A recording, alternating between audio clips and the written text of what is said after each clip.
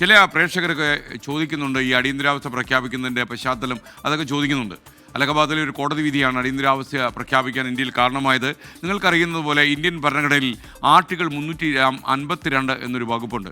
ഈ 352 വകുപ്പ് പ്രകാരം ഒരു ദേശീയ അടിയന്തരാവസ്ഥ പ്രഖ്യാപിക്കാൻ ഇന്ത്യൻ പ്രസിഡന്റിന് അധികാരമുണ്ട്.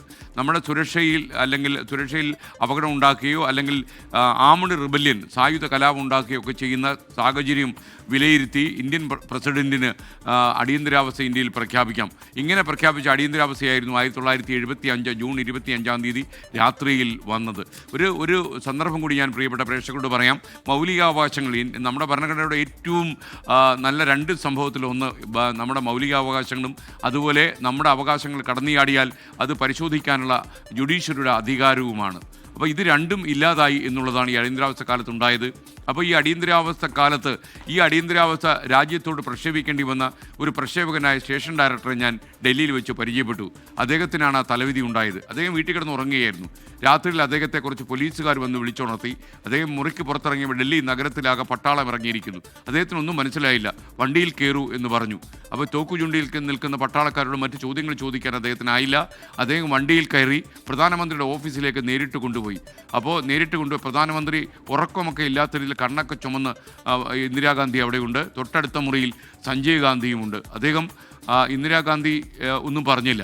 സഞ്ജയ് ഗാന്ധിയുടെ മുറിയിലേക്ക് പോകാൻ കൈ കാണിച്ചു. സഞ്ജയ് ഗാന്ധിയുടെ മുറിയിലേക്ക് ചെന്നപ്പോൾ സഞ്ജയ് ഗാന്ധി അദ്ദേഹത്തോട് പറഞ്ഞു, നിങ്ങൾക്ക് ഒരു പ്രധാനപ്പെട്ട വിവരം പ്രധാനമന്ത്രിക്ക് പറയാനുണ്ട്. അത് നിങ്ങൾ തന്നെ നേരിട്ട് പോയി ഡൽഹി ആകാശവാണി വഴി രാജ്യത്തെ എല്ലാ റേഡിയോ നിലയങ്ങളിലൂടെ പ്രക്ഷേപിക്കണം എന്ന് പറഞ്ഞു.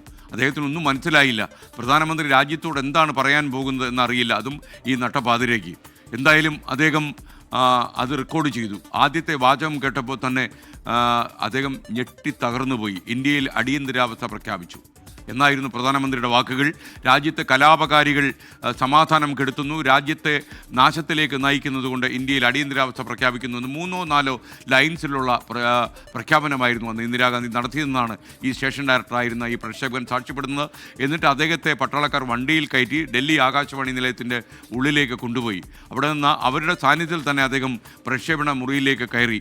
അദ്ദേഹമാണ് രാജ്യത്തോട് പറഞ്ഞത്. അദ്ദേഹം പറഞ്ഞു, please stand by for an important broadcast by the prime minister of India എന്ന സ്ഥിരം വാചകം പറഞ്ഞതിന് ശേഷം ഈ ടേപ്പ് അദ്ദേഹം പ്ലേ ചെയ്തു. അങ്ങനെയാണ്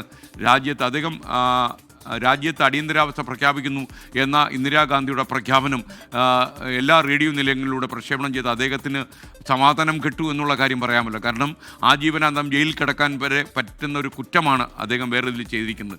പ്രധാനമന്ത്രി രേഖാമൂലം ആവശ്യപ്പെട്ടിട്ടില്ല എന്നുള്ളതും വളരെ പ്രധാനപ്പെട്ട കാര്യമാണ്. പക്ഷേ അദ്ദേഹത്തിന് ചെയ്യുകയല്ല മറ്റു മാർഗമല്ല. ഇന്ന് അദ്ദേഹം ഉണ്ടോ എന്നെനിക്കറിയില്ല. എന്തായാലും അദ്ദേഹം പറഞ്ഞ കാര്യം വളരെ നടുക്കത്തോടെ തന്നെയാണ് നമ്മളൊരു പ്രക്ഷേപകൻ എന്ന നിലയിൽ ഞാനത് കേട്ടത്. ഇപ്പോൾ ഞാൻ അദ്ദേഹത്തെ ഓർമ്മിച്ചു പോകുന്നു എന്ന് മാത്രമല്ല, ഈ അടിയന്തരാവസ്ഥയിൽ മൗലികാവകാശങ്ങൾ മുഴുവൻ ധ്വംസിക്കപ്പെട്ട് ഇത്രയും കാലം കഴിയുമ്പോൾ ഈ അടിയന്തരാവസ്ഥ എന്തിന് പ്രഖ്യാപിച്ചു എന്നുള്ളത് നമുക്ക് വല്ലാത്തൊരു നൊമ്പരമായി നിൽക്കുന്നു.